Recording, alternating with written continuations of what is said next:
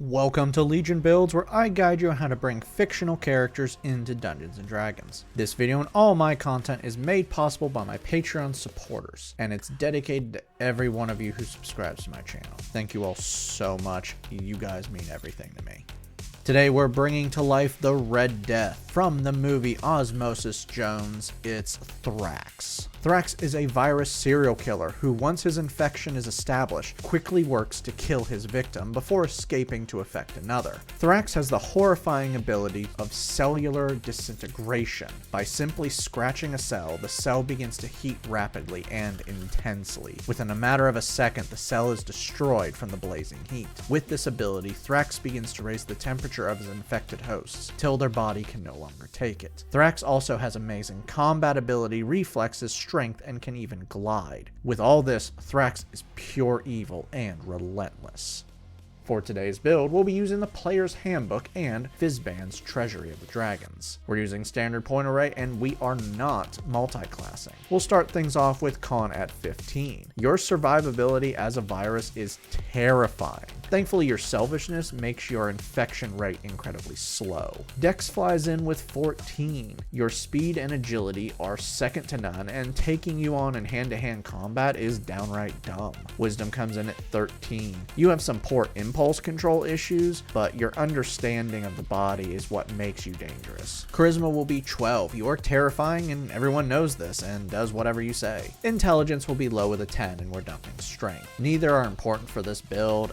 Thrax is a virus, which doesn't have a lineage, but you have a dragon-like appearance to me, so let's make you a chromatic dragonborn from Fizban's. You can also use the Player's Handbook version if you want, but I like the Fizban's version better. Also, I don't have to make Thrax a dragonborn, but I would love to actually make a dragonborn character for once. Place +2 into Dex and +1 into Con. Chromatic Ancestry lets you choose a chromatic dragon to model yourself after. You're going to want red for some heat.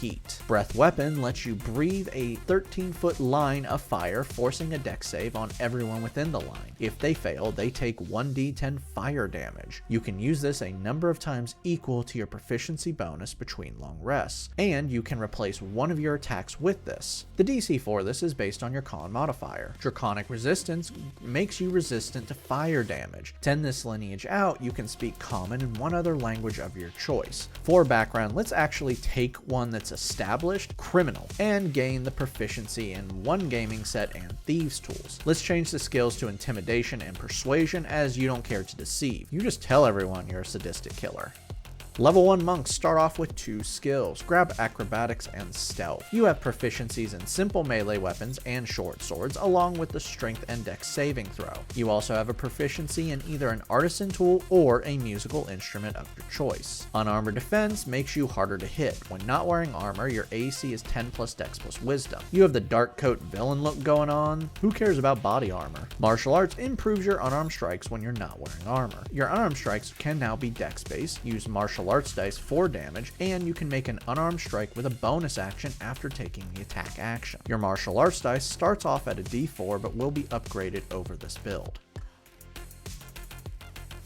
Level 2 monks gain unarmored movement. Now when not wearing armor, your total movement is increased. Right now this brings you up to 40 feet. Key grants you key points that equal your monk level that you can spend to perform special features. You regain all spent key points after spending 30 minutes in meditation. For what you can spend these points on, Flurry of Blows lets you spend 1 key point to make 2 unarmed strikes with a single bonus action after you take the attack action. Patient Defense lets you spend 1 key point to turn dodge into a bonus action. Step of the Wind lets you spend 1 key point to turn dash or disengage into a bonus action and double your jump distance, which is good because your jump sucks because of your strength score.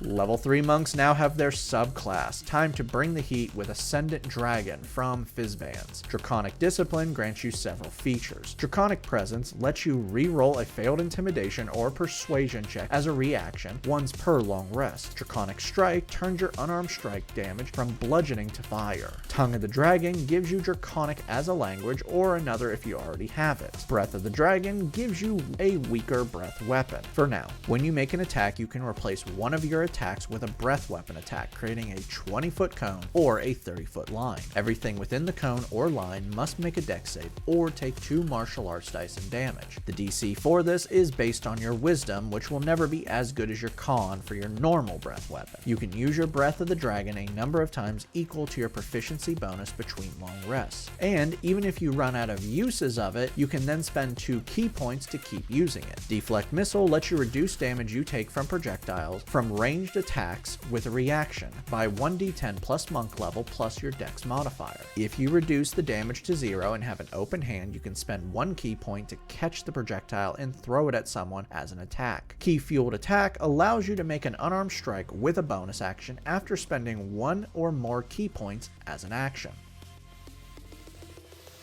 Level 4 monks earn our first ability score improvement. Place this into dex for better AC attack and damage. Slow Fall lets you reduce damage you take from falling with a reaction by 5 times your monk level. Quickened Healing lets you heal yourself by spending 2 key points as an action. When you do so, roll 1 martial arts dice and add your proficiency bonus.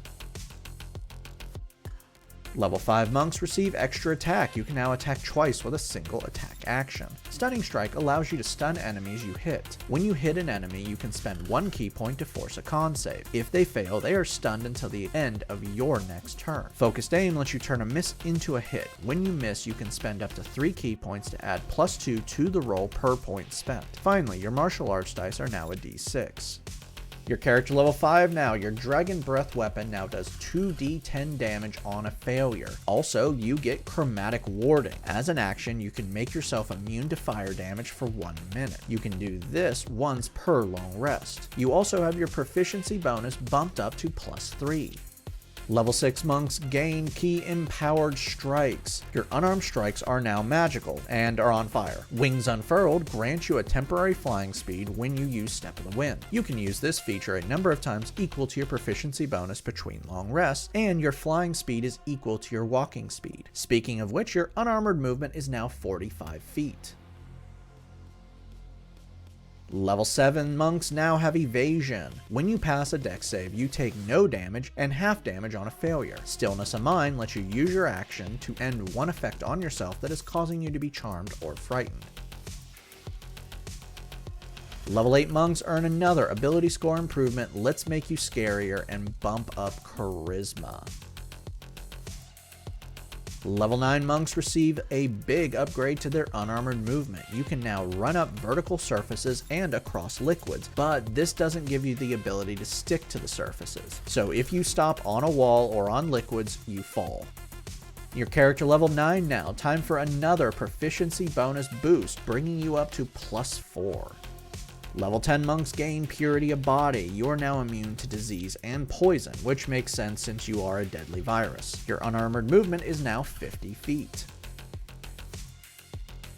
Level 11 Ascendant Dragon monks now have Aspect of the Worm. Now, for 1 minute, with a bonus action, you unleash your viral power around you, forming a 10-foot radius. Once activated, you gain one of 2 features. For these features, Frightful Presence forces a wisdom save on one creature within the radius. Should they fail, they are now frightened of you for 1 minute and can repeat the save at the end of each of its turns to end the effect. While Frightful Presence is activated, you can force a wisdom save each turn with a bonus action. Resistance grants resistance to one type of damage to you and everyone within the Aurora. This damage can be fire, acid, cold, lightning, or poison. You can only use Aspect once per long rest, or you can do it again if you spend 3 key points. Your martial arts dice are now a d8, and your Breath of the Dragon now does 3 martial arts dice and damage.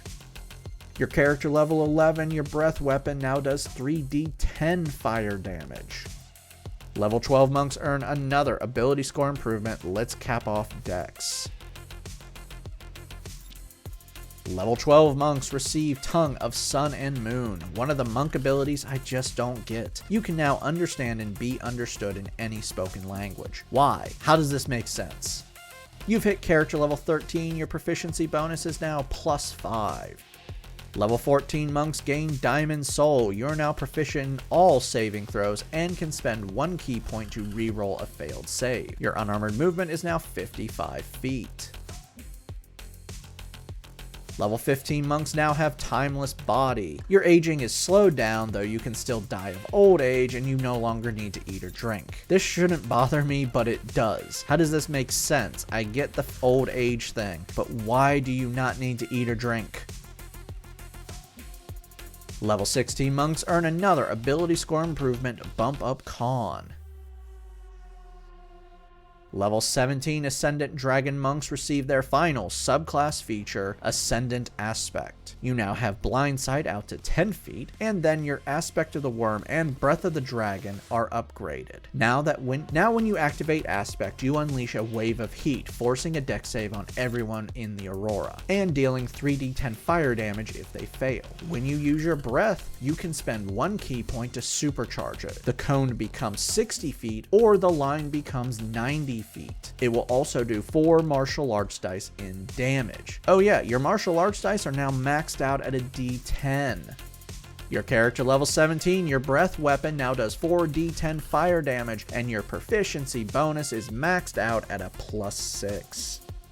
Level 18 monks gain their last feature that makes no sense, Empty Body. You can now spend 4 key points to become invisible for 1 minute, and while invisible, you are resistant to force damage for some reason. You can also spend 8 key points to cast the spell Astral Projection without material components, but you can't take any creature with you. Basically, you pull a Doctor Strange and leave your body. Your unarmored movement is now maxed out at 60 feet.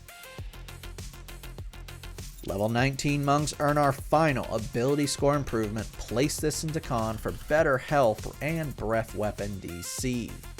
Our final level is level 20 monk, and you get Perfect Self. If you have no key points, when you roll initiative, you get 4 key points back. Not amazing, but few class caps are.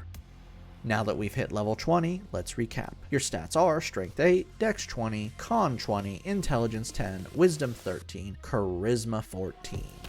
Let's dive in. Time to burn. Your unarmed strikes are dealing 1d10 plus 5 magical fire damage, and you can attack up to 4 times. You can also turn a miss into a hit. You can unleash your fire in a cone, a blazing line, or just a wave hitting everyone around you. You're also extremely tough. Your total HP, taking the average, is just over 200 with an AC of 16. You're resistant to fire damage, can make yourself immune, can reduce falling damage by 100 points. You can reduce ranged attacks against you by 1d10 plus 25. You are proficient in all saving throws, can reroll failed saves, can end effects on yourself, immune to poison and disease, take no damage from dex saves, and can heal yourself. Finally, you can't be caught. Your total speed is 60 feet. You can dash another 60 feet or fly another 60 feet. Downside.